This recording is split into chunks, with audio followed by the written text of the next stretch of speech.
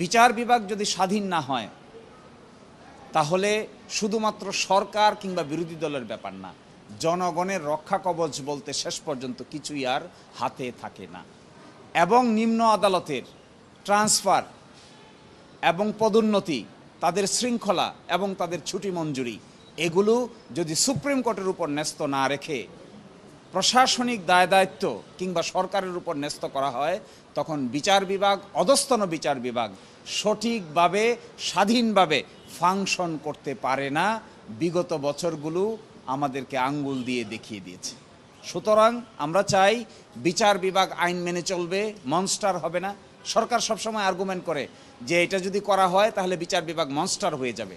No, আমরা কখনোই মনস্টারের পক্ষে নই। আমরা বলছি বিচারকদের আচরণবিধি থাকবে, ইন্ডিপেন্ডেন্স থাকবে। আচরণ যদি ভায়োলেট করেন তাহলে আইন অনুযায়ী বিচার হবে, কিন্তু যদি ইন্ডিপেন্ডেন্স না থাকে তাহলে জনগণের জন্য তারা ভালো বিচার করতে পারেন না। এই জন্য ইন্ডিপেন্ডেন্স অবশ্যই দরকার। ইন্ডিপেন্ডেন্স 3 ক্যাটাগরির। এক ক্যাটাগরি ইন্ডিপেন্ডেন্স দরকার তাদের অ্যাপয়েন্টমেন্ট এবং তাদের জব সিকিউরিটি। আরেক ক্যাটাগরি ইন্ডিপেন্ডেন্ট দরকার তাদের ফাইন্যান্সিয়াল সিকিউরিটি।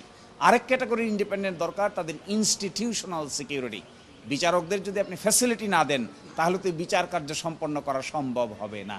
কোনো একটা দুইটা মামলাকে আপনি ফাস্ট ট্র্যাক করবেন, করতে পারেন, কিন্তু বিচার ব্যবস্থার উন্নতি না করলে জাতি হিসেবে সামনের দিকে অগ্রসর হওয়া will be very difficult in our view.